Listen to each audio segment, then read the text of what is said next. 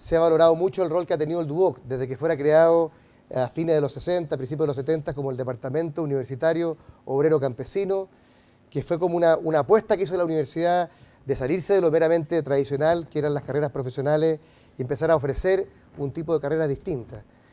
Y además porque el año pasado, cuando se cumplieron, no me recuerdo exactamente cuántos años del Duoc, ¿cuánto? 44 años, fui invitado a un interesante diálogo que hubo con todas las personas que trabajan en el Duoc allá en Casa Piedra. Y yo reconozco que por primera vez como que tomé la dimensión, al prepararme para esa charla, de lo que estaba haciendo la educación superior técnico-profesional en Chile. Y yo hoy día quiero hacer tres cosas en los minutos que tengo para después pasar a lo que son las preguntas y al diálogo con los estudiantes sobre todo.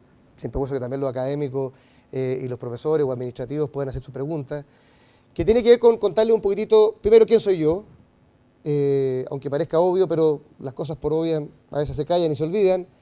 Segundo, qué visión tengo del país. Y tercero, específicamente, cómo veo yo el rol de la educación técnico-profesional en el futuro de Chile. Primero decirles que quizás a diferencia de otros, yo soy un bicho raro porque desde muy pequeño he estado metido en esto de lo social y de lo público.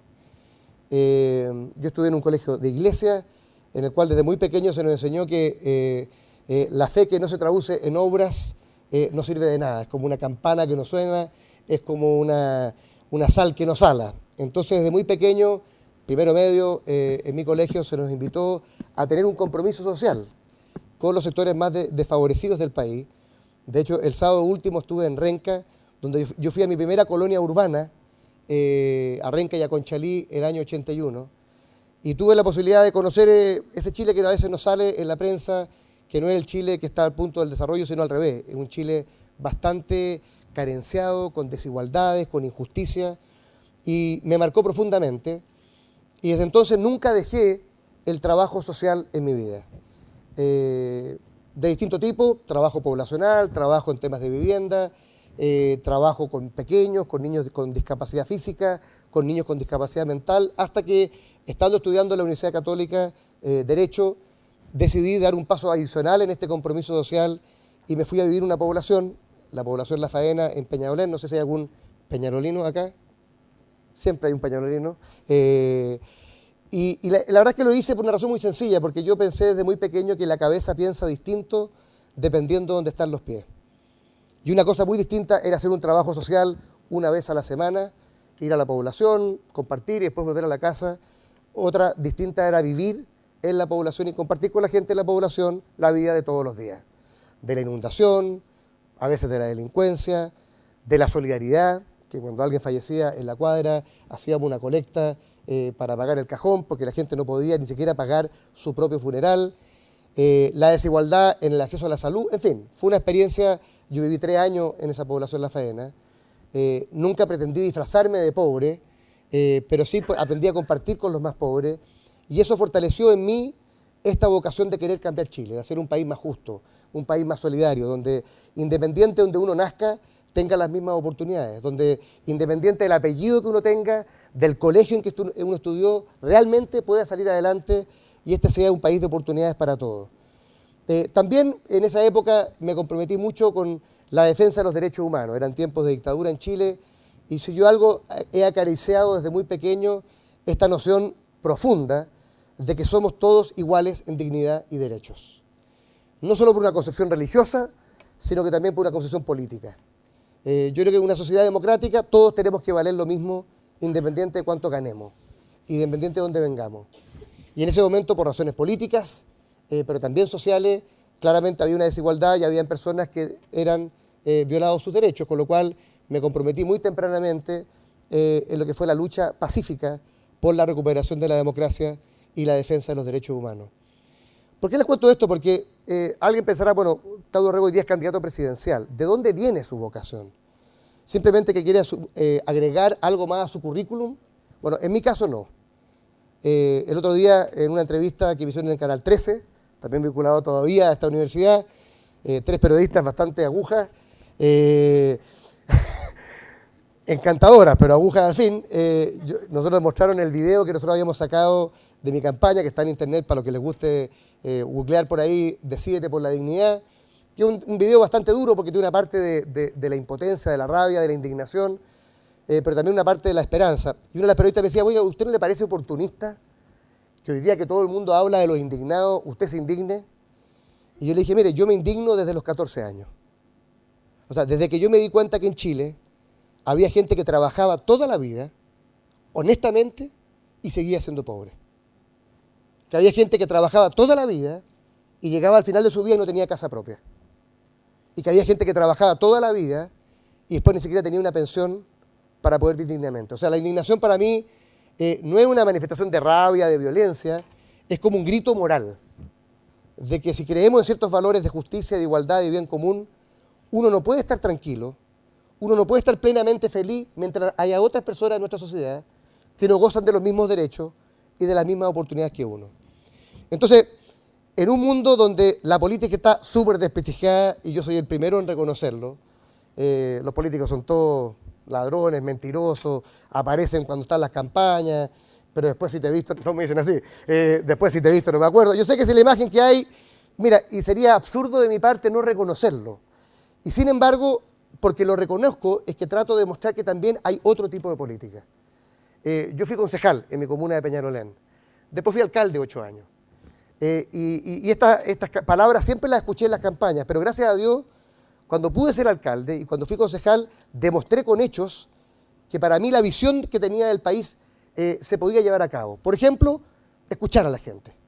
Durante 8 años atendí público toda la semana. Estar en terreno, no solamente para el tiempo de campaña, sino que todo el tiempo. Generar participación. Yo creo que hoy día Peñalolén es una de las comunas que más ejemplos tiene de participación ciudadana, que hoy día me gustaría extrapolar a nivel nacional. Que se puede hacer buena salud, buena educación. En fin, en muchos temas creo que pasamos a ser una de las comunas que estaban allá abajo, en el 20% de peor gestión, a ser una de las comunas que está hoy día en el mejor 5% de gestión. Entonces yo creo que la buena política hace la diferencia. Cuando hay un líder que se la juega por lo que cree, que es capaz de gestionar los recursos que no tiene y que al final cumple lo que promete. Por eso es que cuando yo decidí lanzarme candidato a presidente, el anhelo más profundo era construir no solamente políticas públicas, no solo medidas específicas. Yo creo que la gente, ustedes, que son ciudadanos, que tendrán que decidir si van a votar o no van a votar el 30 de junio en las primarias o el 17 de noviembre en las elecciones presidenciales y parlamentarias, más que un menú de medidas, lo que andan buscando probablemente es una visión del país. ¿Qué tipo de país nos quieren proponer? ¿Un país centralista o un país descentralizado? ¿Un país donde todas las decisiones las toman los técnicos o donde hay espacio para la participación ciudadana? ¿Un país donde todo se decide en Santiago o tenemos, por ejemplo, como hemos propuesto nosotros, intendentes electos que pueden ser elegidos en sus regiones y poder hacer un plan de desarrollo regional? ¿O municipios que tengan poder? No como hoy día que tienen muchas responsabilidades pero pocos recursos y menores atribuciones. Queremos solamente un sistema político donde siempre hay un empate, como hay hoy día con el sistema binominal. Por eso nosotros hemos planteado reformas constitucionales profundas y la idea de que se requiere hoy día un nuevo pacto social. Porque queremos que este sistema político, que viene del sistema binominal, donde hay un empate, donde un tercio vale lo mismo que 2 tercios, donde hay 2 candidatos por cada bloque y sabemos que va a salir uno y uno, honestamente tiene a la gente cansada. Yo creo que el mejor ejemplo de lo mucho que puede desincentivar la participación política del sistema actual fue lo que ocurrió en la última elección senatorial en la región de Los Ríos, donde casi literalmente había un candidato por lado, es decir, casi estaban electos. Andrea Alamán fue candidato a senador por la derecha solo, y Eduardo Frei fue candidato por la Concertación con otro compañero de lista que muy pocas personas conocían. Entonces, cuando ya los cargos están elegidos, ¿para qué voy a participar? Y creo que esa sensación hoy día prevalece en Chile. Yo creo en un país mucho más participativo, pero no solamente a nivel macro, también a nivel de la comuna. Uno puede tener participación más allá de las elecciones, eligiendo los presupuestos, votando por el plan regulador, en fin, hay manifestaciones políticas de participación de todos los días. Yo creo también en un país donde la educación deje de ser un bien de consumo y pase a ser un derecho social. Y ahí voy a detenerme en las últimas palabras un poco más en ese tema, pero yo soy un convencido que hoy día en Chile uno compra educación, y el que tiene plata compra la mejor educación, y el que tiene menos plata, bueno, se jodió, lo que le alcance. Y muchas veces yo escuché, siendo alcalde, personas que llegaban a decirme, personas muy modestas, que uno de los días más angustiosos de su vida era cuando su hijo o su hija había entrado a la educación superior. Porque ese día habían tenido que firmar no sé cuántas letras y a mitad de año no les alcanzaba para pagar las letras y tenían que abandonar la carrera que era el sueño de sus vidas. No les voy a hablar siquiera de aquellas personas que se metieron en universidades como la del Mar y que después quebró la universidad porque era un negocio mal hecho y todos los sueños de una vida de gente que llevaba 3, 4 años en una carrera se fueron por el excusado para abajo. Entonces, como yo creo que la educación es un bien público, que debe ser un derecho de las personas, creo que tenemos que tener profundas reformas en materia educacional. Y es una de las reformas que nosotros hemos propuesto. Lo mismo en salud. Hoy día tenemos un sistema de salud privada para aquellos 3 millones de chilenos que pueden ingresar al sistema privado, que mientras usted es joven, mientras usted no se enferma y mientras usted no tiene hijos, puede pagarla. Pero en la medida que va avanzando en edad, en enfermedades o en hijos, cada día es más caro hasta que al final termina como mi madre, saliéndose del sistema porque no puede pagar la prima que le imponen. Y termina nuevamente en el sistema público. Nosotros decimos, mira, ese sistema creemos que no da para más. Y tenemos que hacer un sistema solidario, donde sea que usted esté en el sector público o en el privado, no pueden discriminar de usted y usted pueda tener un paquete de beneficios de salud, tanto de atención como de medicamentos, que sea comparable e igual para todos. Lo mismo hemos planteado en materia de reforma urbana. Hoy día en Chile, no solamente en Santiago, si usted nace en un barrio, puede que esté viviendo como en Europa. Y si nace en otro barrio, puede que esté viviendo como en África. Y es la misma ciudad a veces. Y yo digo, eso es lo que se llama la tiranía de los promedios, porque hoy día en promedio Chile está bien. En promedio estamos bien. Si usted escucha al presidente de la República y a las cifras de los economistas, Chile tiene hoy día $20.000 per cápita. Deberíamos estar saltando todo en una pata. Y sin embargo, cuando uno hace los cálculos, después del promedio, el 78% de los chilenos está muy por debajo de los $20.000 per cápita.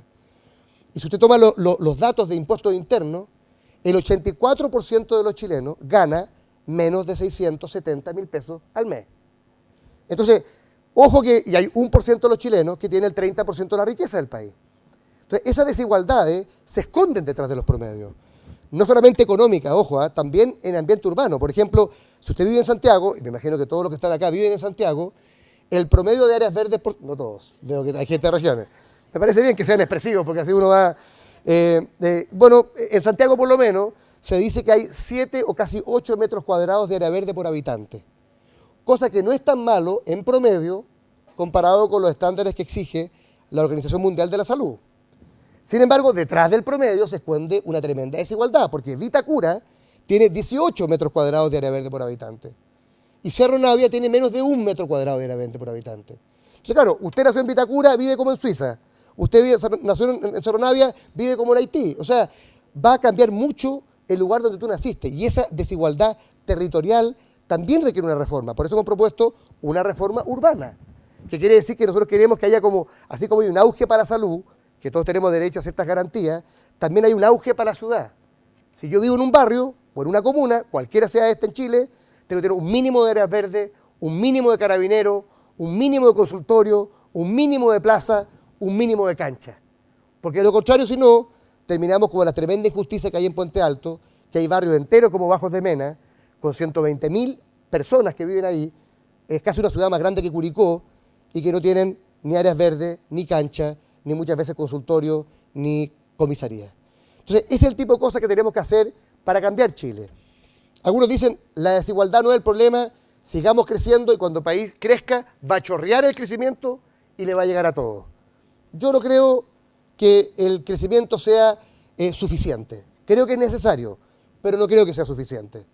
Por eso que también hemos propuesto una reforma tributaria para dos cosas, o tres cosas. Una, para que los que tengan más puedan pagar más. Hoy día, lamentablemente, por el sistema tributario chileno, no necesariamente las personas que tienen más pagan más. Ustedes ya saben que hoy día solamente se paga por las utilidades que se retiran de las empresas, no por las utilidades que uno gana. Si usted es un pequeño empresario, tiene que pagar utilidades todos los meses. Y si usted es un pequeño empresario, tiene que pagar el IVA cuando vende, aunque le paguen a 180 días. En cambio, si usted es un gran empresario y usted no retira las utilidades, no paga por esas utilidades. Y después puede reinvertirlas en otras empresas que tienen pérdidas y al final probablemente no terminan pagando mucho. Y algunos son suficientemente astutos y terminan teniendo una cuenta en las Islas Caimán y ahí dice que no pagan nada. Cualquier referencia a la contingencia es mera casualidad. Y yo digo, ¿por qué? Porque al final lo que queremos es que la gente pague impuestos en Chile, que los que tenemos más paguemos más, y me incluyo, porque yo gano más que la media del país, y nunca he dicho que tengo un sueldo reguleque, porque sabiendo que el 83% de los chilenos ganan menos de 670.000 pesos, cualquier persona que gane de 1 millón para arriba está en el 27% más rico de Chile, para que tengamos claro.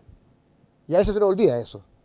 Entonces, esta reforma tributaria, claro, supone recaudar más ingresos, sí, para todos los temas que vamos a ver de educación, para los temas de salud, para los temas de vivienda. Pero también supone equiparar un poco la cancha, que Chile sea un poquito más igualitario. Y en nuestra reforma tributaria, que está escrita además en nuestra página web, si alguien quiere estudiarla, orregopresidente.cl, tenemos calculado hasta el último peso. Hemos propuesto además un subsidio permanente, porque yo quiero decirles que yo no creo que la gente salga de la pobreza con bonos. Y en eso soy crítico de este gobierno, pero también soy crítico del anterior gobierno. Yo creo que la lógica de los bonos, si es excepcional puede ser, pero cuando se transforma en una política pública es malo.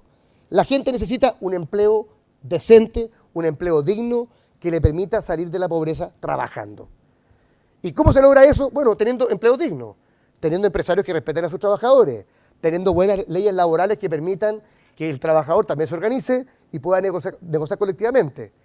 Yo acabo de estar en Alemania con doña Angela Merkel, la Angie le decimos los amigos, que es la canciller, no, es broma eso. Bueno, usted sabe que el país que lo hace mejor hoy día en Europa. Y nosotros le preguntamos, bueno, ¿cuáles eran las claves de éxito de Europa, de Alemania? Ella me dijo, aparte de la disciplina fiscal, que es re importante, uno no puede gastar lo que no tiene. Y eso vale para una familia, vale para una empresa y vale para un país. Si usted gasta mucho más de lo que tiene, cuando termina la farra, está en quiebra. Si no, pregúntele a Grecia y si no, pregúntele a España. Entonces, ser disciplinado es parte de lo que tenemos que hacer. De hecho, uno de los problemas que tiene hoy día en Chile es que tenemos un déficit de cuenta corriente que no está siendo financiado. Ese es otro tema aparte. ¿Cuáles son los otros 3 temas que planteó la Angela Merkel? Interesante. 1, descentralización. Alemania es un país descentralizado, no un país centralizado como Chile. 2, las pymes. Para ellos son muy importantes las pymes. De hecho, las pymes generan el 40% del Producto Interno Bruto de Alemania. 3, importante para ustedes, educación dual. La educación técnico-profesional hace que España hoy día tenga un desempleo juvenil de un 6%, mientras Alemania tiene un desempleo, España, donde el 70% de los jóvenes son profesionales, tiene un desempleo de un 50%.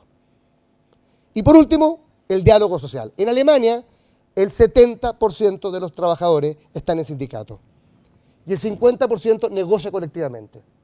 En Chile, el 13% de los trabajadores en Chile están en un sindicato y solamente el 8% negocia colectivamente.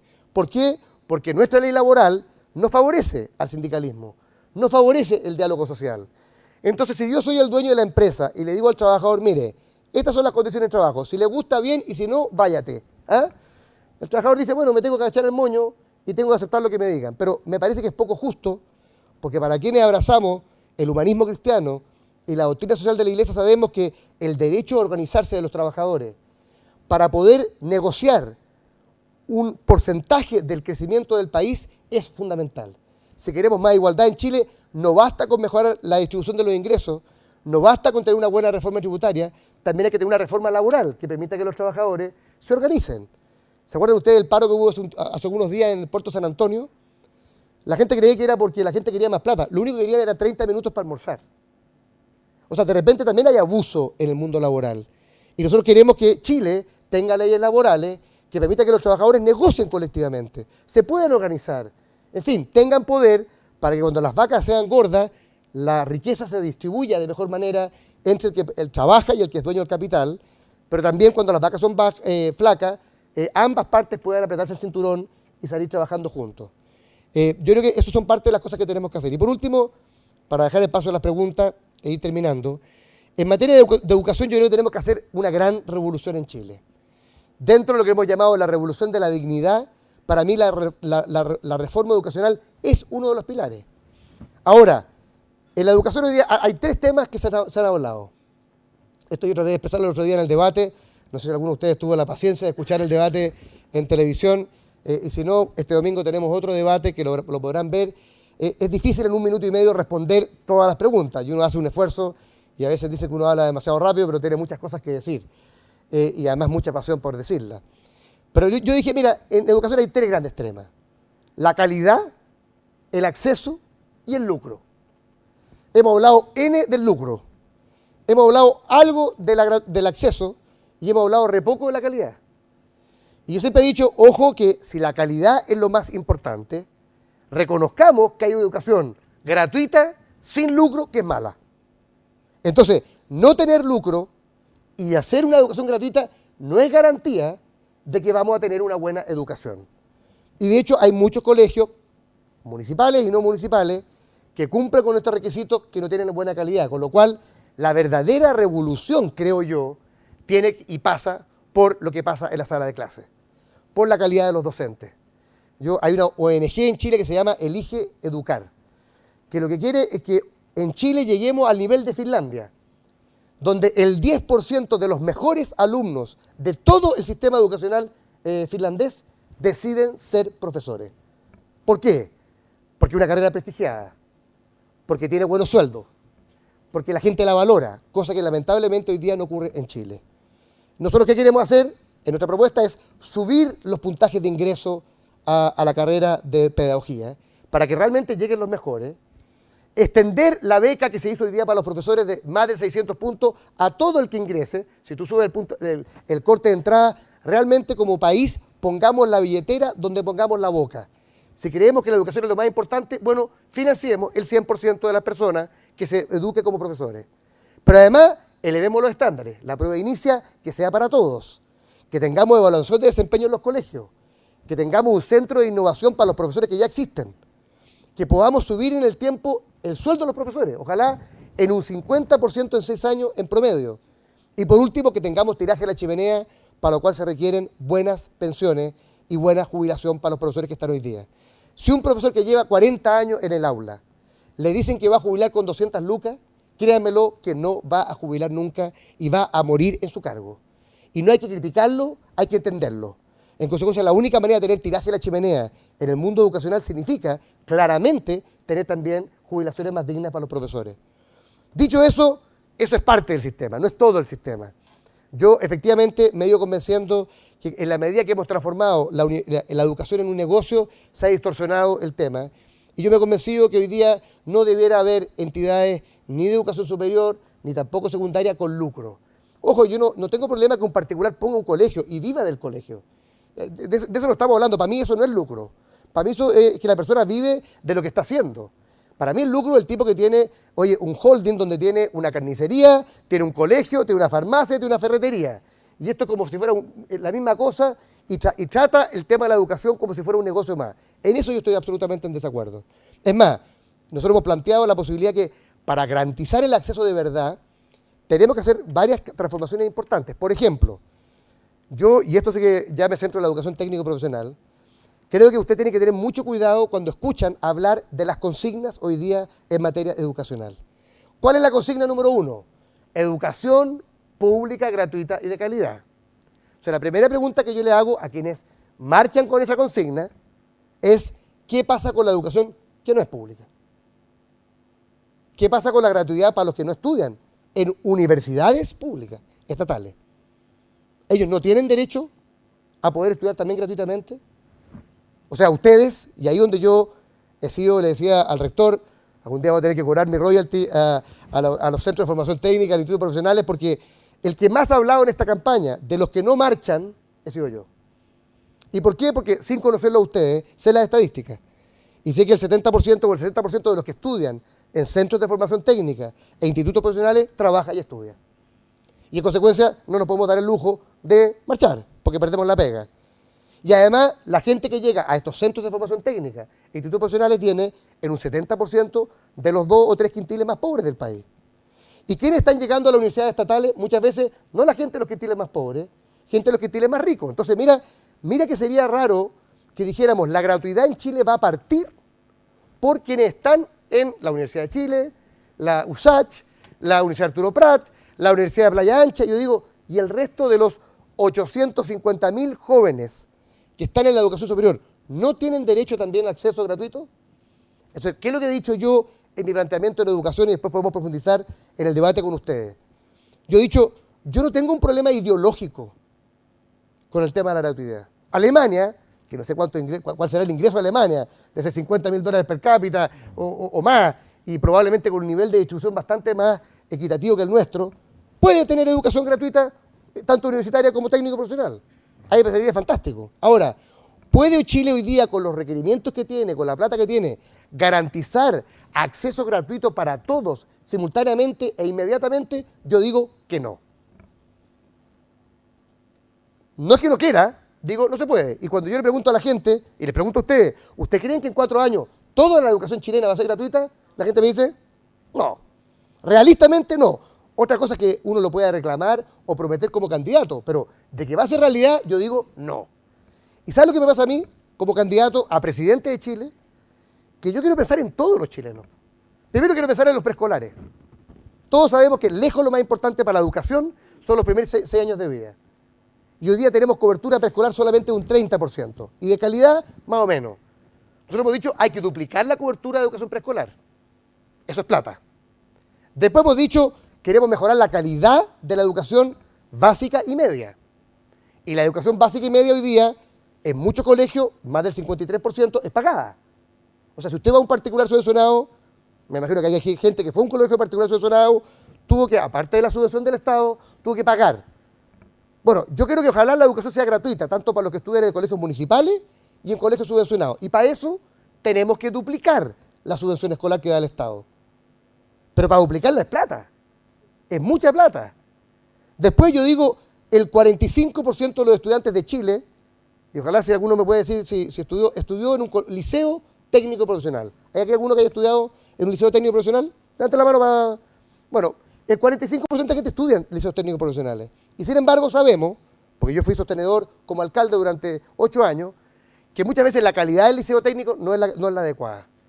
La carrera que estamos dando no está conectada con el mercado. Las prácticas profesionales son ahí nomás y no están conseguidas.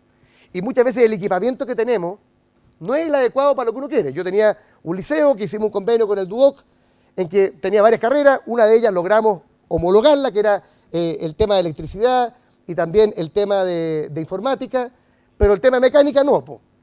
Y entonces mis chiquillos en el liceo nuestro estaban formándose con Fito 600 del año 70, que no existen hoy día. Todos los autos son electrónicos. Entonces, ese chiquillo, aunque estudie 2 años con una carrera técnico profesional, no va a salir preparado para el mercado. Y además, un tema que es un desafío para la educación técnico profesional, y Bernardo, a ti como rector te lo planteo, es que podamos homologar los cursos. Que si yo hago 2 años de carrera técnico profesional y el día de mañana quiero entrar al DUOC o al INACAP o a otro, por lo menos me convaliden algo de lo que estudié y no tenga que partir de cero, como lamentablemente ocurre hoy día. Bueno, tenemos 45% de los estudiantes secundarios en técnico profesional. Y además tenemos el 40% de los estudiantes de educación superior en carreras técnico profesionales. ¿Y sabes lo que está pasando? Que tenemos hoy día, aquí yo veo una falla de mercado. Porque por un lado la empresa, la SOFOFA, la Corporación de Producción del Comercio, el Consejo Minero de Chile nos dice, nos faltan técnicos. De hecho, yo me reuní con el presidente de la SOFOFA y me dice, nos faltan 700.000 técnicos. Que no es poco, ¿eh? Y uno dice, ¿cómo le van a faltar 700.000 técnicos si tenemos tantos chiquillos en carreras técnico profesionales? La pregunta es, ¿estamos estudiando lo que el mercado necesita? ¿Se acuerdan ustedes de la carrera perito criminalístico? ¿Cómo olvidarla? Espero que el DUOC no la haya dado. ¿No? Ya, bueno. Un fraude, po. El otro día lo dije en otro instituto y la habían dado, así que, bueno, igual. Pero es un fraude. O sea, alguien inventó una carrera que capturó la imagen de la gente por la reforma procesal penal de algo que no existía en el mercado. Y los chiquillos estudiaron y al final salieron al mercado y no había oferta laboral para ellos. ¿Qué es lo que hacen en Alemania? Para que aprendamos y no reinventemos la rueda. En Alemania se junta la industria con el Ministerio de Educación y la entidad educativa. ¿Y qué dicen? Estas son las carreras que requiere el mercado. Yo creo que ese diálogo habría que tenerlo región por región. Porque las carreras que requiere la región de Atacama o la región de Antofagasta es distinta a las carreras que requiere hoy la región de los Lagos o la región de Magallanes. Son carreras distintas. Una será más turismo, otra minería, operador de maquinaria pesada, técnico eléctrico, algo en construcción, técnico en enfermería. Habrá que ver prevención de riesgo, que están ahí los chiquillos de la segunda fila. Bueno, en fin, habrá que ver cuál es la carrera. Y yo digo, el Estado, si realmente cree que quiere garantizar el acceso a las personas que tienen más necesidades, lo que tiene que hacer es definir cuáles son esas carreras estratégicas para Chile, de acuerdo a lo que se requiere el mercado, y como me gusta decir a mí, poner la billetera donde pone la boca. Beca 100% para esos jóvenes. Y yo creo que eso es mucho más corto, y es más justo, y es más eficaz que garantizar y prometer hoy día la gratuidad de toda la carrera universitaria pública en Chile. Aquí hay un 40% de los chilenos en estas carreras técnico-profesionales. Y reitero, es un tema absolutamente invisible del debate nacional. Si alguien vio el debate de hace 2 semanas, el único que lo planteó en el debate fui yo. Claro, es mucho más sexy decirle a la gente de las universidades estatales, de la Universidad de Chile, que están tomadas la clase central, ustedes van a tener universidad gratuita, pero ¿no les parece un poquito injusto que el que estudia medicina en la Universidad de Chile tenga la carrera gratuita, pero el que estudia mecánica en el DUOC no? Y ojo, lo digo acá y lo digo en el INACAP y lo digo en otros lados, o sea, no solamente por estar en el DUOC. Yo creo que tenemos que avanzar en gratuidad para todo, pero como no se puede hacer todo al mismo tiempo, yo tengo que avanzar en sistemas de becas mucho más comprensivos y hacer una apuesta. ¿Saben por qué? Y con esto termino. Porque estoy convencido que un país como Chile no puede tener millones de periodistas, millones de trabajadores sociales, millones de abogados. No los puede tener. Nos va a pasar lo de España. Que al final vamos a tener gente frustrada, endeudada y además sobrecalificada para las labores que quiere. Yo creo que tenemos que hacer una apuesta en las carreras técnico-profesionales. Esa es parte de la revolución que tenemos que hacer. Ojo, carreras de buena calidad, carreras pertinentes para el mercado, ojalá carreras, fortalecidas con una beca especial del Estado muy superior a la que tenemos hoy día y lo más importante, también con entidades que se vinculen a través de algún mecanismo con lo que está pidiendo hoy día el mercado. Esa es mi apuesta. Entonces, yo creo que si nosotros queremos, llamar un dato que no he dado, hoy día tenemos 500.000 jóvenes, perdón, 600.000 jóvenes nini. Los ninis son aquellos que ni trabajan ni estudian. No son desempleados, ojo, porque no buscan trabajo. Entonces, ¿te das cuenta? No están en la estadística. Pero son los jóvenes marginales que están hoy día y que probablemente muchos de ustedes conocen, desde los lugares que vienen, amigos, conocidos, gente que uno ha visto que está en la calle y que cae en la droga, cae en la delincuencia y que no ve ninguna oportunidad. Probablemente muchos de ellos de sectores escolares. Tenemos 80.000 de sectores escolares al año en Chile. La pregunta es, ¿qué hacemos con ellos? Yo le he preguntado a los directores de entidades como el DUOC, como el INACAP y otros, ¿podríamos tener carreras de oficio de 6 meses? Porque quizás ese chiquillo no va a entrar a una carrera de 2 años, 3 años, y no va a poder hacer un curso de matemáticas, pero quizás un curso de, instalador sanitario o de soldador que dure 6 meses, se podría hacer.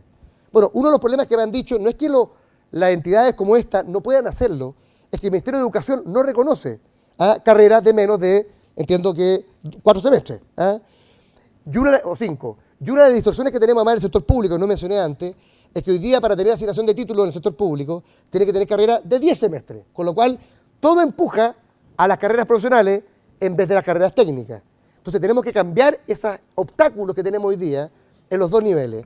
¿Para qué? Para generar una oferta que llegue a todos los jóvenes y literalmente tengamos mucho más técnicos. Hoy día, cuando usted va, yo tenía un convenio con la Minera Escondida, el Centro de Entrenamiento Industrial y Minero de Antofagasta, chiquillos de nuestro liceo, del Valle Hermoso, que se iban para allá 6 meses en el CEIM, partían ganando 500, 600 lucas en la minería. Entonces, hoy día hay carreras técnicas bastante más rentables que otras. El problema es que tenemos que mejorar la información, mejorar el acceso a becas y mejorar el vínculo entre entidades como el DUOC y el INACAP, y las menciono porque son las 2 más grandes, las 2 más prestigiadas y además las 2 sin fines de lucro, cosa que yo celebro. Y paralelamente a eso, tener una política que no se centre solamente en la educación universitaria, lo que no quiere decir que el día de mañana ustedes cuando se gradúen no puedan seguir la carrera universitaria. En Alemania, por ejemplo, si tú tienes tu título técnico y después haces otra serie de cursos, tú puedes también seguir a la universidad, pero ya tienes un título técnico y ya puedes salir al mercado laboral. Y eso creo que hace la diferencia para muchas familias y para muchos de ustedes. Así que, como ustedes verán, mi carrera no parte hoy día, tengo una larga historia de servicio social y compromiso público, creo en un Chile más justo, más igualitario, hay reformas que hacer para aquello.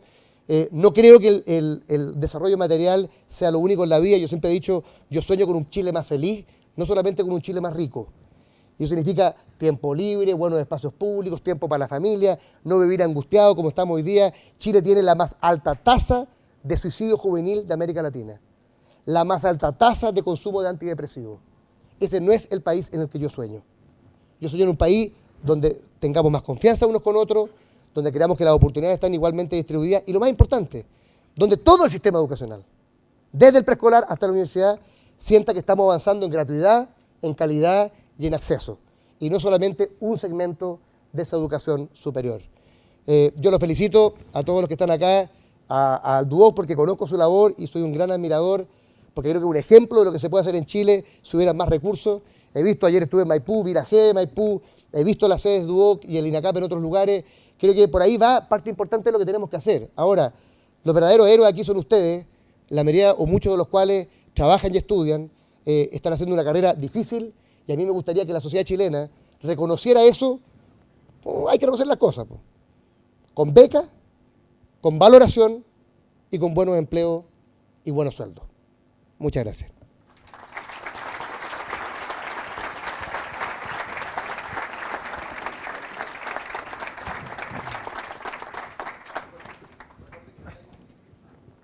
Hay que recordar que está disponible ¿qué?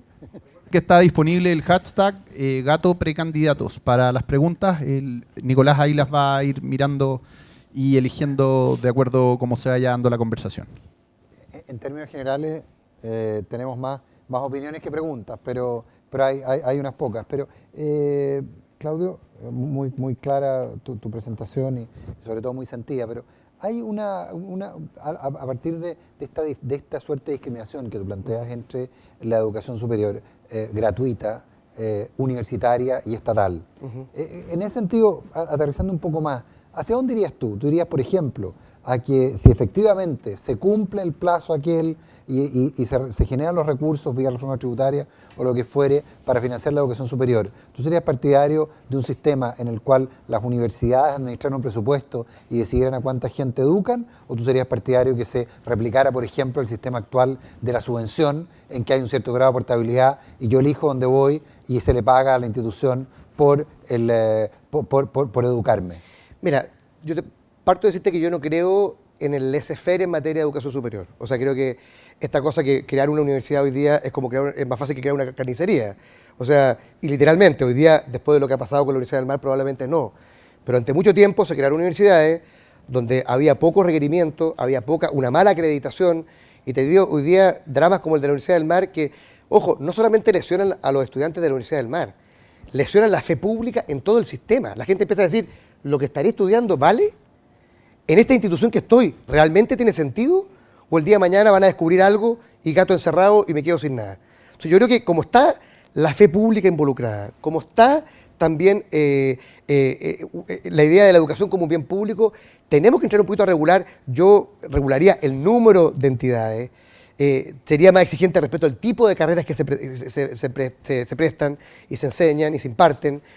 Y respecto al tema del financiamiento, creo que debe haber un sistema doble. O sea, yo creo que efectivamente el Estado tiene una responsabilidad con las universidades que son del Estado. Hay universidades que digo que tienen un 6% del presupuesto garantizado anualmente. Y todo lo demás es matrícula. Entonces, uno no debería extrañarse que la Universidad de Arturo Prat tenga una facultad de Derecho en Victoria. De Iquique, la Universidad Arturo Prat de Iquique. La Universidad de Iquique tiene una facultad de Derecho en Victoria, porque como no tiene financiamiento, trata de buscar alumnos para poder financiar eso. Ahí me parece que hay una anomalía. Y yo creo que efectivamente Chile tiene que aumentar su gasto en educación en general y también en educación superior. O sea, yo creo que primero tiene que haber un aporte basal a las universidades más paradigmáticas. Segundo, creo que tiene un aporte a los estudiantes. O sea, yo lo que estoy pensando es que, por ejemplo, la educación técnico-profesional, independiente que uno puede decir en ciertos lugares, inclusive la posibilidad de un CFC estatal, como alguna vez citó, o en algunas universidades tradicionales, como la Católica de Valparaíso, como la Católica de Santiago con el Duoc, que tienen un CFT asociado, que es una manera también inteligente de poder, complementarse. Yo creo que ahí tiene que haber un financiamiento también a los alumnos. Y por eso yo creo que hay que definir qué queremos. ¿Queremos puras carreras universitarias, tradicionales, o queremos diversificar la señal que damos a los jóvenes en Chile? Si el día de mañana tú empiezas a dar becas 100% a cierto tipo de carrera, créemelo que los estudiantes no son tontos, votan con los pies. Si a mí me dicen, estas carreras son críticas para Chile y necesitamos hoy día invertir los próximos 10 años tantos recursos en ellas, además son carreras de 2 años, mucho más baratas que carreras universitarias de 5, y además vamos a estar ayudando a los jóvenes de menor ingreso. Así que Yo creo que tiene que haber de ambos sistemas. ¿Ah? Y eso lo he planteado, por eso que la gratuidad para mí no puede ser reducida a la educación universitaria pública. Ahora, hablemos del mecanismo de provisión, de la capacidad de elección, porque probablemente también hay una duda. Pero en términos, no sé si quieres ampliar, porque Josefina Herrera, a través de Twitter, plantea, me gustaría saber qué medidas concretas, y el concretas lo pone con mayúscula, tú que eres tuitero sabes que el concretas es como que te lo están diciendo muy fuerte, tomará en su gobierno para fomentar la educación técnico profesional y cómo la financiará. A ver, financiamiento está claro. O sea, cuando a mí me preguntaron por la reforma tributaria, más allá que el ministro de Hacienda dijo hace algunas semanas que estábamos poniendo en jaque la economía por estas reformas populistas, yo le quiero decir al ministro de Hacienda, desde el DUOC, querido ministro, Felipe Larraín, a quien conozco mucho, no estamos poniendo en jaque el país, estamos siendo responsables. Si queremos duplicar la subvención escolar, si queremos mejorar el acceso a la educación técnico profesional, tenemos que financiarlo. O sea, el candidato Alamán... la vía son mayores impuestos. O sea, es que... ¿Cuáles? Obviamente, no, pero nosotros ya lo hemos dicho y hay una propuesta dicha hace un mes y medio. Aumentar de 20 a 25% impuesto a la empresa, bajar el impuesto a las personas, subir el royalty minero, eliminar un conjunto de excepciones tributarias que hoy día existen. Por ejemplo, no sé si ustedes saben, pero todas las grandes empresas en Chile no pagan el impuesto al combustible. O sea, ustedes pagan impuesto al combustible, todos los que tenemos auto o transitamos en transporte público o transitamos en un taxi o en un transporte escolar. Pero hoy día a las grandes empresas se les devuelve el 100% del impuesto al diésel, que ya es el más contaminante y además vale 4 veces menos que el impuesto a la gasolina. O sea, mira, aquí hay literalmente hoyos por todos lados y todo lo que tiene que ver con la elusión tributaria de las personas que, por ejemplo, tienen sus riquezas fuera de Chile y las traen de otras maneras para el país, y también la base tributaria, que es que nosotros creemos que debería contarse por utilidades devengadas, es decir, todas las utilidades y no solamente las utilidades retiradas, sin perjuicio de lo cual creamos un incentivo para la inversión, que es la depreciación automática, que es un tema más técnico. Entonces, ahí tenemos nuestra propuesta tributaria, es responsable, ministro, y alcanza no solamente para temas de educación o educación técnico profesional, también para temas de salud y para eso también temas de vivienda. ¿Y cómo vamos al fomento? Porque en el fomento podría producirse un cruce complejo respecto a la capacidad de elegir. Efectivamente, si decimos vamos a poner las lucas solo en esto, y finalmente son actividades que no llaman al interés de todo el mundo. Entiendo el... A ver, yo creo que uno tiene que tomar opciones en la vida. Yo no voy a limitarle a alguien la opción de estudiar lo que quiera. ¿Ah? Con dos requerimientos previos. Uno, tiene que haber una certificación de calidad. O sea, lo que quiera con un límite. No lo que quiera, oye, entre Tongoy y Los Vilos, que entregue un centro de formación técnica ahí nomás. O sea, yo creo que hay que subir mucho los estándares de acreditación, tanto de carreras como de instituciones. Y segundo, yo sí creo que uno debería avanzar a un sistema como el alemán, donde las carreras técnicas que se imparten están validadas por algún ente público-privado que diga estas carreras se requieren. Porque si no estamos engañando a los jóvenes, le estamos diciendo estudia esta carrera nomás, porque es libre, pero esta carrera simplemente no hay mercado para ella. Y por último, donde yo pondría el incentivo... Pero eso es información lo que tú planteas. Información. Información y en algunos casos restricción. O sea, por ejemplo, si tú me preguntas a mí, perito criminalística, yo prohibiría que se diera. O sea, yo tendría una labor del Estado en un organismo técnico de alto nivel, público-privado, no partidista, que diga, ¿sabe qué más? Estas carreras simplemente son una invención. No existen en el mercado. Y tercero, respecto al fomento, yo sí diría que como no puedo darle beca a todo el mundo, automática, yo sí creo que el Estado tiene el derecho y el deber de decir, mira, estas carreras que sabemos que hoy día tienen un tremendo déficit en Chile, que son importantes para el crecimiento económico, poder dar un incentivo adicional, por ejemplo, como yo lo haría en pedagogía, claro. Y lo haría también en carreras técnico-profesionales que son necesarias para el país. Ahora, en términos del perito criminalístico que tú has mencionado tanto, es interesante recordar que la primera universidad en ofrecerlo fue una universidad pública. Bueno. La UTEM, era una universidad estatal, digamos. O sea, es bien curioso el emblema de todo esto. Hay varias preguntas. Solamente para ese tema, lo que demuestra que ser público, gratuito y sin fines de lucro no es sinónimo de calidad, que es un tema que hay que poner una y otra vez sobre el tapete, porque yo tampoco estoy dispuesto que el día de mañana haya liceos municipales que solamente porque son municipales tienen derecho a tener pésima calidad. No, pues. tiene que tener excelencia igual que todos los demás. Ahora, hay varias preguntas, bueno, hay un par de alusiones a tu exceso de interés en citar el caso alemán. Bueno, yo creo que las buenas prácticas hay que copiarlas, pero eventualmente... No, hay otro ejemplo más. Perdonen por solamente hablar de caso alemán. No soy alemán, no tengo descendencia alemana, ni estoy auspiciado por la embajada alemana. Estuve en Alemania hace 2 semanas. A pesar que tiene un aspecto ario muy importante. No, nada. Más chileno que los porotos, espérense que cuente chistes nomás, para que vean que soy nada de alemán. Tú hablabas de 3 pilares y seguimos hablando de educación. Calidad, acceso, lucro. Yo creo que en lucro la película está más o menos clara. Acceso. Mira, a ver, acceso tiene que ver con lo que estamos hablando. Mira, yo creo que aquí, yo sé que hay gente que cuando uno habla de regulaciones estatales se pone un poquito, se le paran un poco los pelos, pero mira lo que está pasando hoy día en algunas comunas de Chile. Entonces, tienes ya pocos alumnos, porque es un tema demográfico. El tema educacional secundario tiene que ver también con la demografía de Chile. Estamos con una tasa de natalidad muy baja. Entonces, se empiezan a crear más colegios donde ya hay suficiente oferta. Claro. Yo digo, no pueden crearse, y esto es una restricción, no pueden crearse más colegios donde ya hay sobreoferta de colegios. No sé si estoy hablando de algo chino, me parece que como de sentido común. Mejoremos la calidad, pero no hagamos que los colegios se peleen los alumnos y al final tengamos, oye, alguien decía, ojalá que algún día en Chile tuviéramos 25 alumnos por clase. Bueno, hay liceos públicos que lo tienen, porque 8. les faltan alumnos. Con 8. Y mucho. Entonces digo, hay que eliminar esa competencia desleal, te diría yo, que está ocurriendo hoy día. Segundo, acceso desde el punto de vista de la gratuidad. Yo creo honestamente que para quienes creemos que la educación la puede entregar tanto el Estado como el mundo privado, en la medida que cumpla con ciertos estándares, lo que tenemos que avanzar entonces para que el mundo privado subvencionado no genere una selección adversa de los estudiantes, como de hecho ocurre hoy día, porque o selecciona por capacidad de pago, el copago o el cofinanciamiento, o selecciona por otras razones. O sea, todos los niños, yo fui sostenedor público, Sí, claro. Todos los niños que tenían problemas de aprendizaje o problemas de conducta, los echaban del colegio particular subvencionado y me llegaban a mí. Entonces, claro, si yo voy a ocupar como único indicador el CIMSE, lo que yo llamo la simsación o simsicización de la educación chilena, es absurdo, porque al final tú dices, todo niño con discapacidad mental, todo niño con problemas de aprendizaje lo he hecho, porque si no, me va a bajar el CIMSE del colegio. Yo creo en la integración, y yo creo que lo que uno debería avanzar para que la disminución del copago no signifique que un colegio vaya a la quiebra, es que tenemos que subir la subvención. Entonces yo digo, manera de garantizar más acceso a nivel escolar es subir la subvención hasta, no sé, lo que muchos calculan que debería ser 140.000 pesos, 130.000 pesos, que es casi como doblar lo que tenemos hoy día. Hay una serie de preguntas que van en esta misma dirección.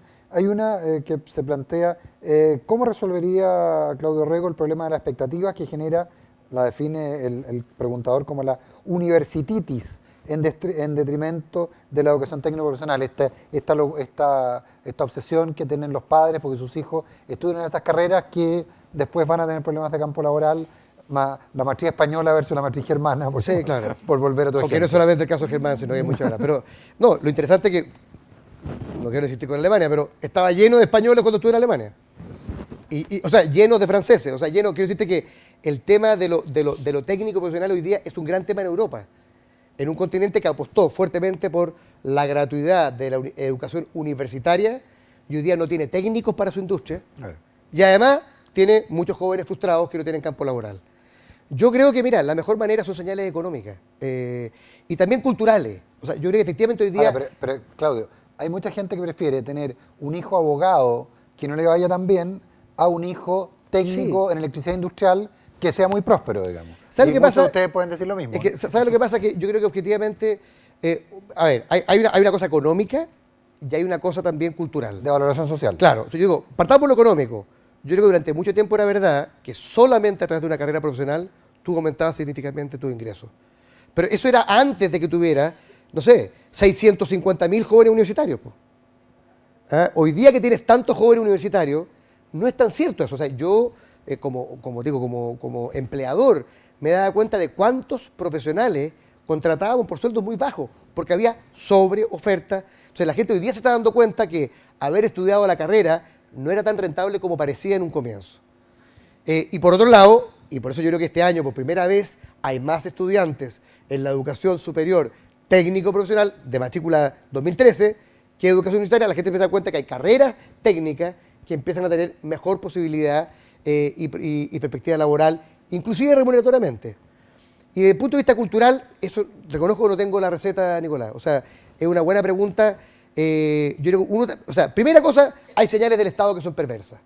O sea, si el Estado las planteabas, claro, solamente le da asignación de título al que tiene una carrera de 10 semestres, lo que está diciendo, todo lo que es bajo 10 semestres vale champiñón. Para decirlo en castellano. Eso. Para decirlo en castellano francés, porque también estuve en Francia. También, para citar ejemplos. Claro. Tenemos un espacio relativamente limitado para gente que quiera hacer preguntas. Entiendo que hay alguien que quiere hacer una pregunta por allá. Cuéntanos quién eres. Ya, hola, buenas tardes. Mi nombre es Ana Segovia, soy de la sede Maipú. estuve Y ayer. bueno, por lo que puedo apreciar durante su discurso, sus propuestas están muy vinculadas a lo que es la comparación entre el sistema alemán con el sistema chileno. Yo ¿Viste? creo que de partida eso es el vicio de las personas vinculadas a la política, que hacen esas comparaciones con sistemas extranjeros, y yo diría que más extranjeros es más europeo. Yo creo que de partida el asunto está en que somos sistemas súper distintos, la cultura es muy distinta y de partida la demografía también es distinta. Entonces mi pregunta es, ¿qué tanta es la viabilidad y la factibilidad de las propuestas que usted puso durante su discurso al sistema que está viviendo actualmente Chile? Gracias. A ver, nada de lo que he dicho es ni siquiera la más mínima copia de Alemania. Nada. Tú tienes toda la razón. Todos los países son distintos. Entonces lo que te quiero decir es que lo único que yo he tomado como ejemplo, lo único, porque sería absurdo, o sea, a mí me parece lo más típico de la política, es decir, yo voy a inventarlo todo de nuevo y no voy a aprender nada de nadie. Eso me parece más típico de la política que alguien que diga, ¿sabes qué más? Si los finlandeses tienen un sistema que atrae a los mejores profesores, vayamos a aprender qué hicieron. No para copiarlo, para aprender. O sea, me parece que solo Einstein creo que decía, solo los imbéciles creen que haciendo más de lo mismo van a tener resultados distintos. O sea, uno tiene que aprender de otros. Y si yo tengo que ir a distintos países del mundo, y de América Latina, y de Asia, y de Oceanía, para aprender lo que hicieron los neozelandeses, los singapurenses, voy a aprenderlo. Ahora, el modelo tiene que ser chileno. Y ahí estoy absolutamente de acuerdo contigo. No podemos aportar nada. De hecho, en la educación, para que tú veas, tan distinto a la educación alemana, que tú como en primero medio tomas la decisión si sigues la carrera técnica o no. En Chile en tercero medio. Ahora, tomando todas las diferencias que tú quieras, ¿por qué te pongo solamente el ejemplo? Porque yo creo que nosotros estamos siguiendo claramente el modelo español. O sea, si tú me dices, si algo estamos siguiendo, es un modelo que solo se centra en la universidad. Y lo que hemos visto en el mundo es que ese modelo nos da buenos resultados.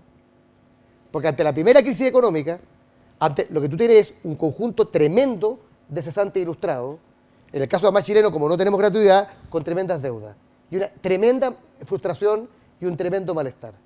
O sea, que he dicho yo lo único que estoy diciendo como propuesta para Chile, es que en un país donde todo solo se habla de gratuidad de la universidad estatal, yo digo, incorporemos también la educación técnico-profesional en la gratuidad.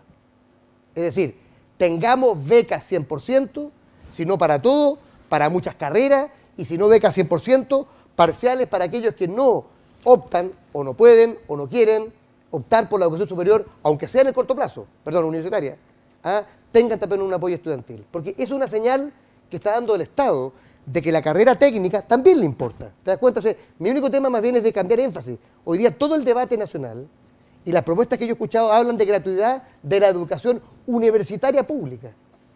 Entonces todos ustedes, y para qué decirte, toda la gente que estudia en universidades que no son públicas, no tiene ningún beneficio. Y eso a mí no me parece justo.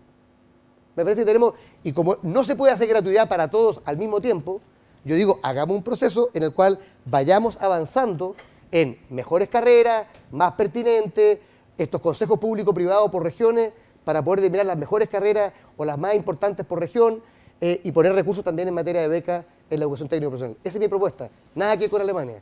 Solamente es una referencia para decirte que en ese país al menos, yo estuve con ministros de Estado que eran técnicos. En Chile, te desafío que me mostré un ministro de Estado que haya tenido una carrera técnica. Entonces, de que tenemos un prejuicio, lo tenemos. Y a mí me gustaría poder cambiarlo, pero para eso hay que partir por algún lado. Gracias a la Cebolla. En ese sentido, hay una... A ver, si tenemos una pregunta, ¿tenemos otra pregunta ya? Ahora, nos va quedando relativamente poco tiempo, así que tratemos que sea pregunta. Hola, mi nombre es Gabriela, soy de la sede Alonso Valle. Y tengo una duda, en verdad una pregunta que va relacionada totalmente con el tema de PSU. ¿Qué pasa con los colegios? Hay Que, varias por ejemplo, de que es totalmente diferente un colegio público, un liceo público que es de, no sé, de Providencia, que puede ser con Las Tarrias, con un colegio de Cerro Navia, que en cuanto a materias no son totalmente diferentes, en cuanto al puntaje PSU también va a ser totalmente diferente. Entonces, ¿qué es lo que pasa? Que el sistema de PSU no está funcionando porque está siendo totalmente discriminatorio. Entonces, y lo otro tema era el tema de la educación.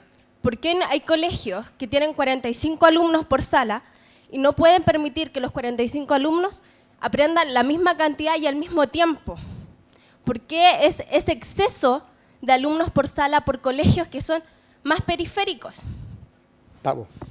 Gabriela, respecto a lo primero, tenéis toda la razón, no lo he mencionado, pero es parte de nuestra propuesta también.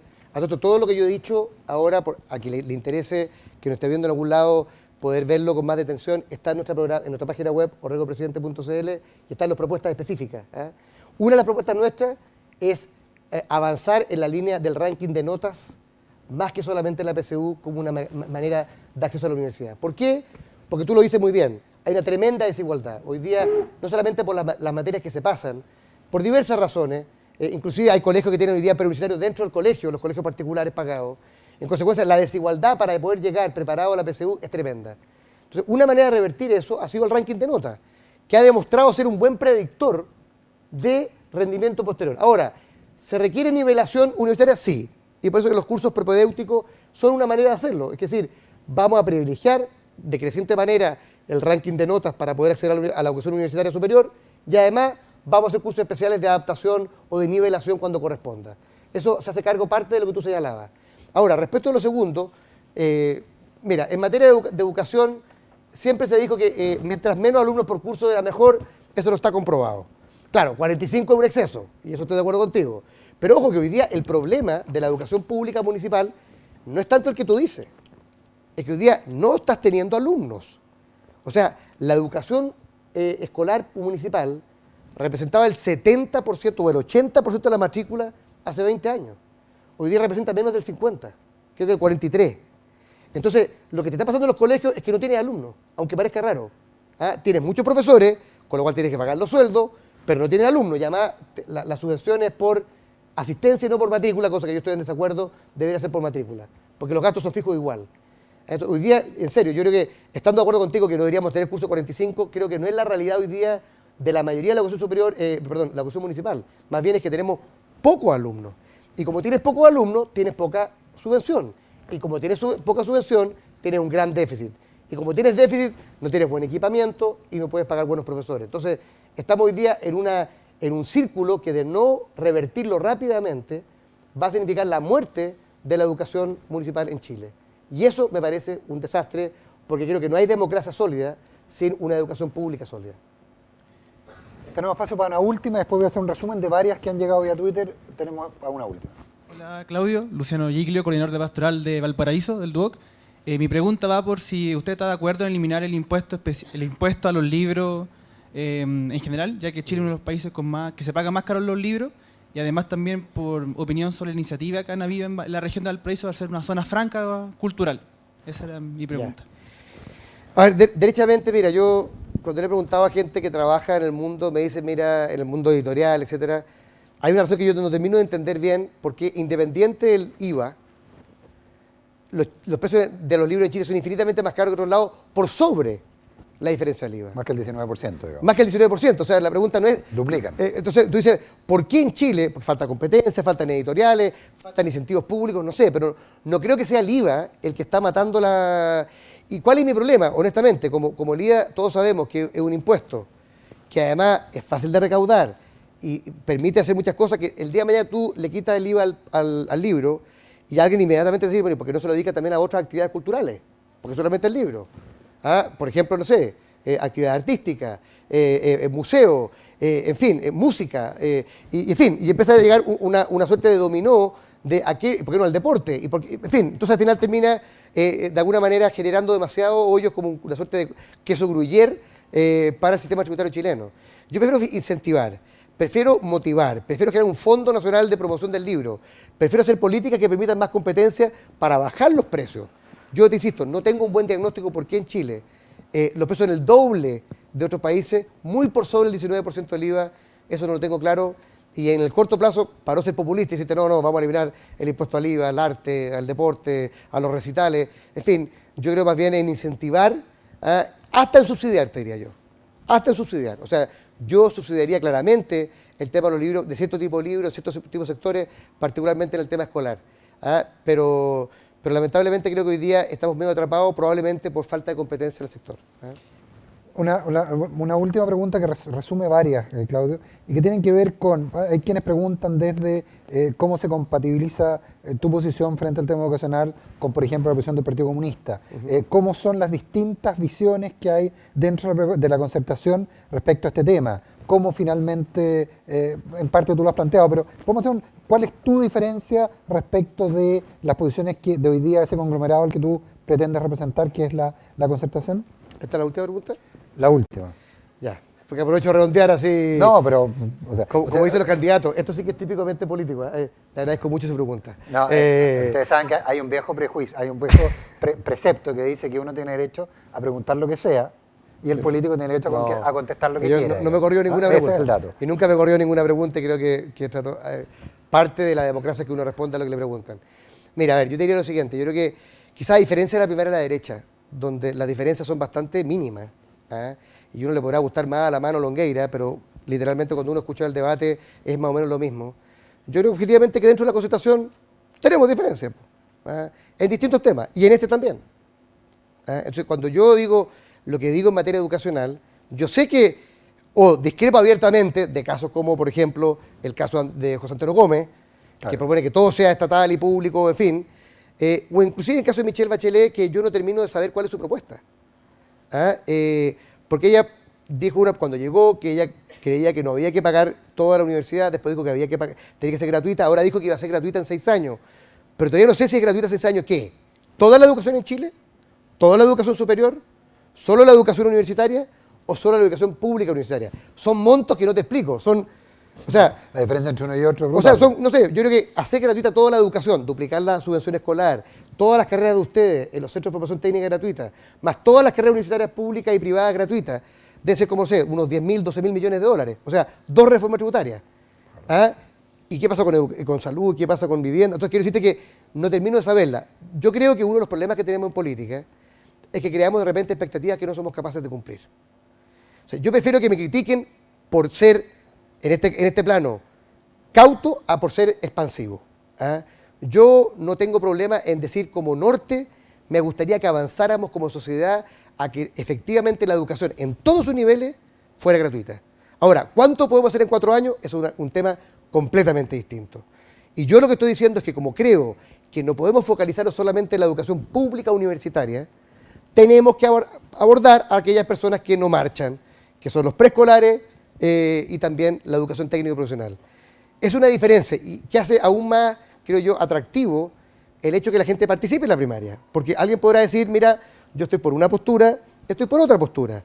Y claramente los votos que uno reciba, y yo lo he dicho abiertamente, yo obviamente estoy compitiendo para ganar esta primaria. Así que, querida Michelle, con todo el cariño del mundo, esperamos ganarte el 30. Esa es la democracia.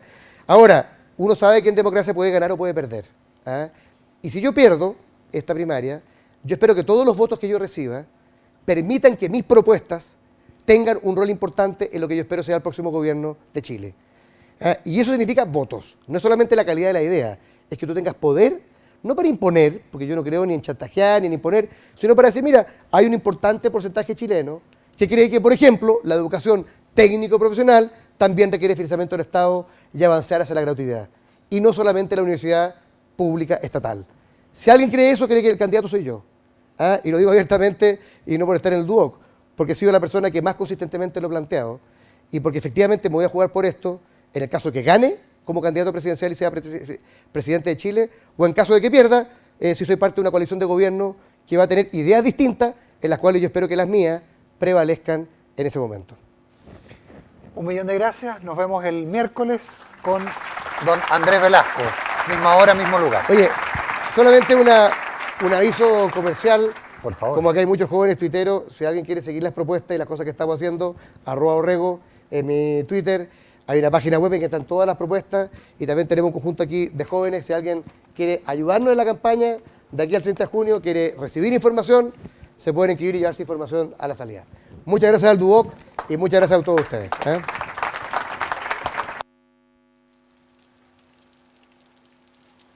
Mother, do you think they'll drop the bomb?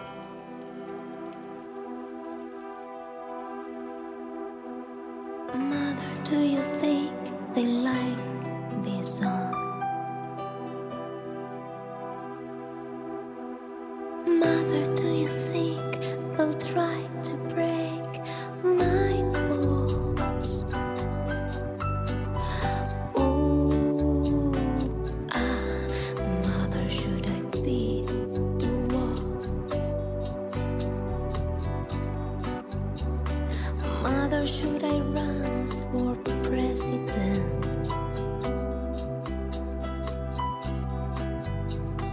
Mother, should I try